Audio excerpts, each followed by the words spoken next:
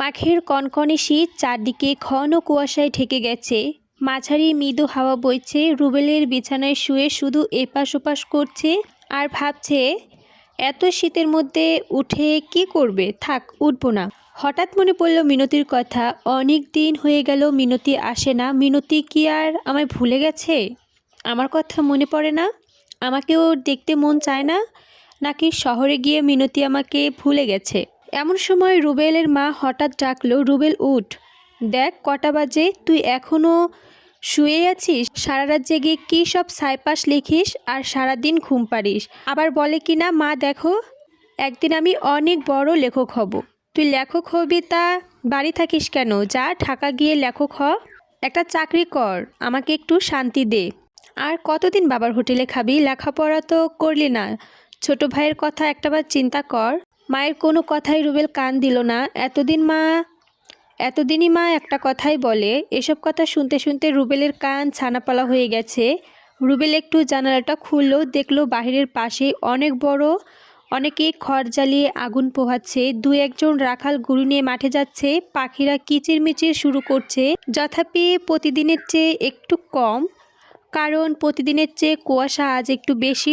রুবেল ভাবলো আর একটু ঘুমিয়ে নেই, তাই ল্যাপটা মুড়ি দিয়ে মিনতির কথা ভাবছে। মিনতি এত নিষ্ঠুর কেন?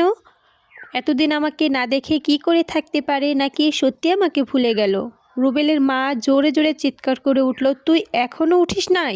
তোর বাবা কোন সকালে দোকানে গেছে, তাকে ভাত দিয়ে আয়, আর তা না হলে বাড়ি এসে রাগারাগি করবে।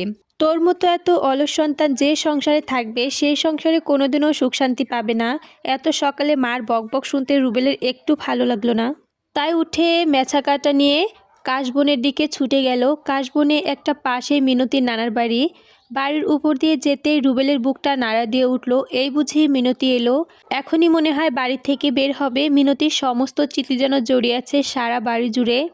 রুবেল চলে গেল সোজা স্কুল মাঠে। একটা গাছের নিচে বসে মিনতিকে নিয়ে ভাবছে, মিনতি তুমি তো বলেছিলে প্রতিদিন একটা বার করেই আসবে, কই তুমি সব ভুলে গেলে?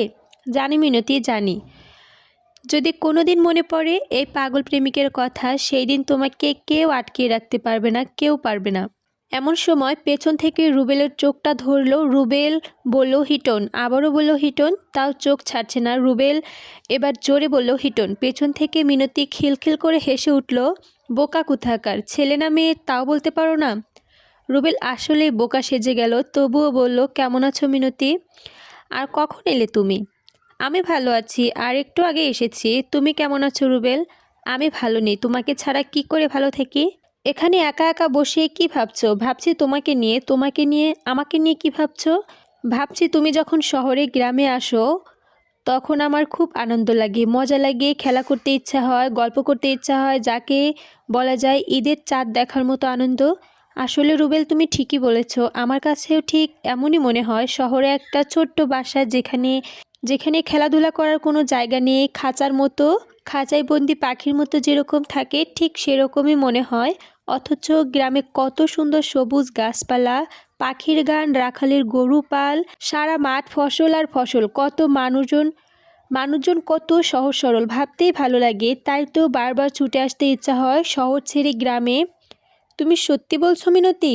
হ্যাঁ রুবেল, তোমাকে যখন একটু একটু করে ভালোবেসে ফেলেছি তখন থেকে আর শহরে থাকতেই মন চায় না। বারবার মন চায় তোমার এই গ্রামে পড়ে থাকি। তাই তো নানান অজুহাত দেখে মাকে রাজি করে নিয়ে আসি।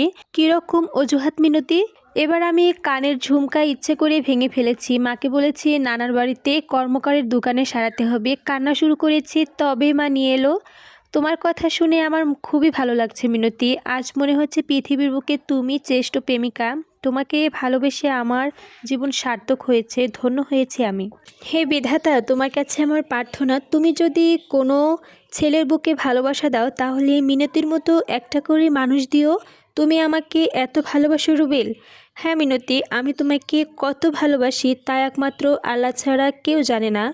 জানো মিনতি, যখন তোমার প্রথম চিঠি পাই আমি এবং জানতে পারি তুমি আমাকে সত্যি ভালোবাসো, তখন যে আমার কি আনন্দ লাগে তা তোমাকে বলে বোঝাতে পারবো না। চিঠিটা কমপক্ষে 1000 বার পড়েছি, তারপরও মন ভরেনি। পুরো চিঠিটা মুখস্থ হয়েছে।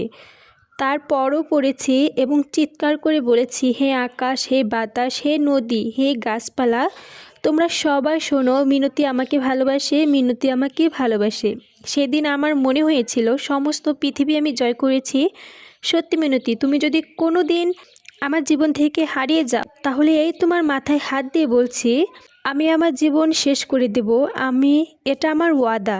মিনতির সঙ্গে সঙ্গে রুবেলের মুখটা চেপে ধরে বলল, এমন কথা আর কোনো দিনও বলবে না, আমি কিন্তু খুবই কষ্ট পাবো।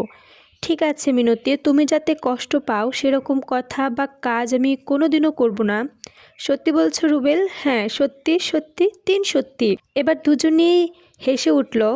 ইতিমধ্যে হিটন এলো। তোমরা দুজনেই এখানে বসে গল্প করছো আর মিনতি, তোমার আম্মা সারা পাড়া ধরে তোমাকে খুঁজছে। রুবেল, আমি চলে যাচ্ছি। কোথায়? তোমাকে এক্ষুনি বাড়িতে যেতে হবে। আমাকে এক্ষুনি বাড়িতে যেতে হবে। সে সে কি মিনতি, তুমি তো এখনই এলে, একটু আগেই তো এলে। উপায় নেই, সামনে পরীক্ষা, ভালোভাবে পড়াশোনা করতে হবে। পরীক্ষা শেষ হলে পুরো 3 মাস রেজাল্ট না পাওয়া পর্যন্ত এখানেই থাকবো।